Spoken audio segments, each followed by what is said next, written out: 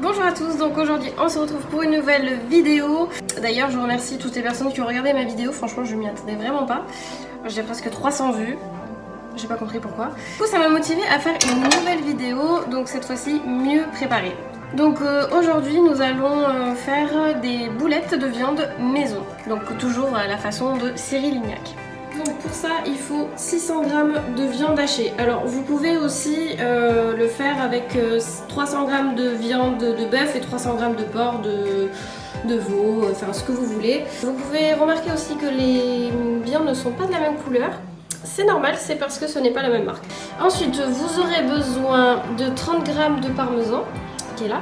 Également de 100 g de ricotta, 2 cuillères à soupe de persil haché, quelques feuilles de basilic qui vient de mon petit jardin personnel. Ensuite du pain de mie, donc il faut 100 g de pain de mie sans croûte que l'on va ensuite tremper dans du lait, 2 œufs, de la mozzarella, un oignon, un ail et bien sûr de la sauce tomate. Et bien évidemment des pâtes si vous en trouvez encore. Sans oublier l'huile d'olive. Comme ustensile, donc vous aurez besoin d'un saladier, d'une planche à découper, d'un bon couteau, d'une casserole et d'une poêle. Donc j'ai enfilé mon petit tablier avec mon petit prénom. Bon, je sais pas si je dois bien le prendre ou pas, mais ma maman me l'a offert quand j'avais 9 ans et je l'ai encore bien. Alors, première étape de la recette, ciseler un oignon. Je sais pas si vous avez des astuces pour pas pleurer. Parce que moi, à chaque fois, c'est une catastrophe, quoi. Alors, donc là, on va couper l'oignon.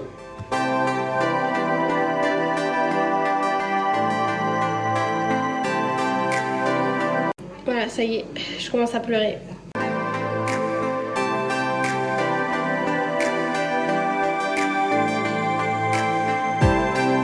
Ah oui, alors j'ai oublié de vous préciser un truc. Les recettes que là je vous montre, c'est vraiment la première fois que je les fais. C'est-à-dire que je ne l'ai pas préparé à l'avance, je ne les ai jamais fait avant quoi. Donc ça peut à tout moment foirer en fait. Donc une fois qu'on a ciselé l'oignon, on va donc préparer une casserole avec de l'huile d'olive. Allez, hop. Donc on mélange les deux viandes. Donc moi c'est pas très important de la mélanger puisque c'est deux viandes pareilles. Mais ceux qui font avec deux viandes différentes, c'est mieux. Alors une fois qu'on a bien mélangé, on ajoute le parmesan. Donc je rappelle qu'il faut 30 g de parmesan râpé. Voilà, comme ceci. Et on remélange. Vous pouvez également le faire à la main hein, si vous voulez. Bon, moi j'aime pas trop le faire à la main, donc je le fais avec une spatule. Déjà la sauce tomate ça sent super bon. Alors elle crépite un peu. Non mais écoutez le bruit que ça fait. Vous croyez que c'est normal? Oh, ça m'a tout dégueulassé mon mur, c'est une catastrophe.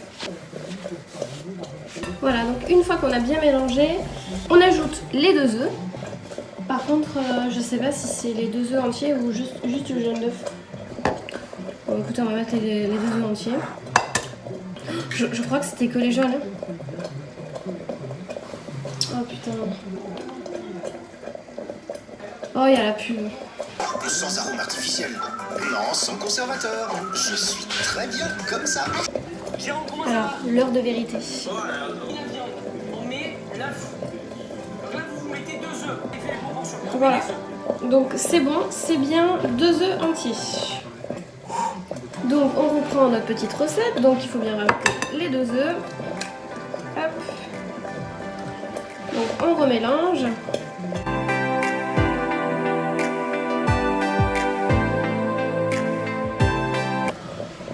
C'est du sport à faire la cuisine. Alors on n'hésite pas non plus à saler. Et à poivrer. Alors ensuite, donc on fasse un peu la préparation, on va aller tremper le pain de mie dans du lait.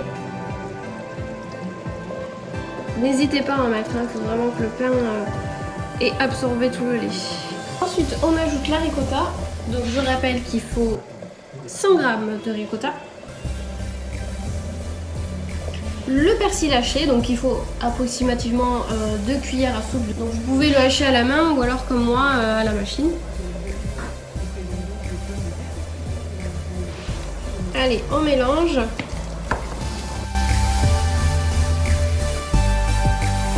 La ricotta ne se met pas dans le truc. Bon bah écoutez, on va me faire la main.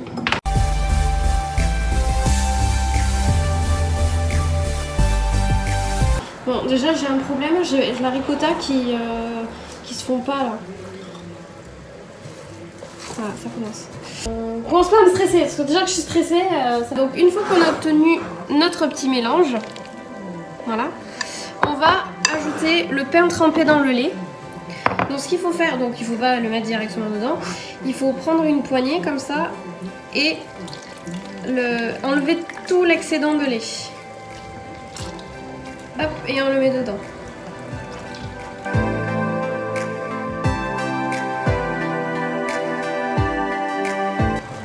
Et on remélange.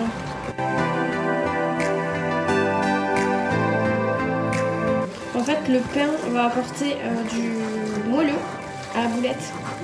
Vous verrez que cette recette, ça n'a rien à voir avec les boulettes que l'on peut trouver au supermarché, qui sont certes très bonnes, mais peut-être pas autant que cela. Voilà, mais ça commence à prendre forme là quand même. Je suis contente parce que j'ai ma ricotta qui s'est mis vraiment à l'intérieur. Parce que tout à l'heure j'avais peur, je voyais pas. Bon. Alors, ma farce est prête. Je suis assez fière quand même. Pour une première, c'est pas mal. Donc c'est là où est-ce qu'on va rigoler. J'espère que mon téléphone ne va pas tomber, sinon il va tomber dans la sauce tomate. On va prendre une poêle de l'huile d'olive. On verse un petit peu d'huile d'olive dans la poêle. Alors ensuite, petite astuce, je vais aller chercher de la farine en fait pour mettre un petit peu sur mes doigts pour pas que la boulette colle en fait aux mains. Ça sert à rien d'en mettre trop, c'est juste pour tremper les mains. Alerte coronavirus. Allez, c'est parti pour la confection des boulettes. Donc je trempe un peu mes mains dans la farine. Voilà, pas beaucoup hein. Voilà, je tapote un peu. Et je viens faire des boulettes. Alors les boulettes ne doivent pas être plus grosses que ça. Et encore, vous voyez, c'est un peu trop gros. Il faut vraiment voilà, que ça fasse la taille de la paume de la main, pas plus gros.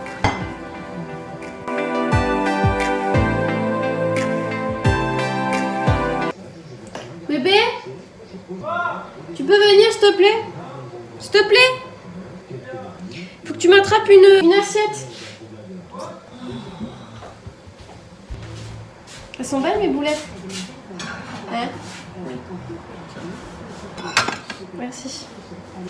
Je pense que vu tout ce que j'ai fait, je pense qu'on en aura aussi pour ce soir. Ce qui est bien aussi dans ce plat, c'est que vous pouvez en avoir pour le midi et pour le soir aussi. Je crois que j'aurais pas assez de sauce tomate pour toutes les boulettes que j'ai faites. Bon, mais sinon, ça sera des boulettes nature. Hein. J'avais pas commencé la vidéo. Bon, alors du coup, je sais pas si vous avez vu quand je les ai mises et que je les ai retournées, etc. etc. Je vous disais donc qu'il ne fallait pas oublier de mettre les pâtes. Bon, là, je vais pas vous faire un tuto dessus puisque tout le monde sait faire les pâtes. Enfin, j'espère pour vous. Je disais aussi qu'on avait une belle coloration déjà de la boulette. Voilà, donc ça met vraiment pas longtemps à cuire. Bon, je suis dans le regret de vous dire que cette recette est un flop. Alors, certes, les boulettes sont très bonnes. Mais la sauce tomate c'est une catastrophe. Je sais pas ce qui s'est passé. Mais en fait je crois que j'ai fait trop de boulettes et du coup j'avais pas assez de sauce tomate. Voilà, c'est totalement raté. Bon, le principal c'est que ça soit bon. Mais bon, l'aspect physique, ça y est pas du tout. Donc voilà, donc comme je vous ai dit, c'est vraiment la première fois que je fais cette recette. Donc ne me jugez pas. Voilà. Mais bon, le goût y est et c'est le principal. Je vous retrouve tout à l'heure après avoir fait chauffer les pâtes et je vous fais le plat final en fait. Voilà, donc ma recette est terminée. Bon, je trouve ça plutôt pas mal. Mais bon, je pense que la sauce tomate, j'aurais pu faire mieux quand même. Mais bon, au final, ça donne bien. Hein. Bon, la mozzarella, du coup, il fallait la mettre en entière sur le plat. Mais bon, je trouvais que ça faisait un petit peu gros, donc je l'ai coupé en deux. Donc j'espère que... Voilà, tu vois, ça recommence. Allez, donc j'espère que cette petite vidéo vous aura plu. Donc je vous avoue que j'étais un peu plus stressée que la première vidéo, puisque j'ai vu quand même que j'avais plus de 300 vues sur ma vidéo. Donc au départ c'était vraiment fait comme ça à l'arrache et là je me suis pris un peu plus au sérieux. Donc voilà, j'espère quand même que ça vous aura plu. Je vous retrouve bientôt, je ne sais pas quand, pour une nouvelle recette façon Cyril Lignac. Et voilà. Ciao! Alors je suis désolée, je suis en train de faire le montage vidéo et je me suis aperçue que je n'avais pas filmé quand j'avais fait ma sauce tomate. Voilà. Donc, je répète, même si vous l'avez pas sous les yeux. Donc une fois que vous avez fait chauffer la poêle avec la casserole pardon, avec l'huile d'olive, vous ajoutez les oignons. Il faut mettre donc la sauce tomate, rajouter l'ail. Parce que là non plus dans la vidéo on le voit pas. Et quelques feuilles de basilic, voilà. Et ensuite on remue et on laisse à feu doux.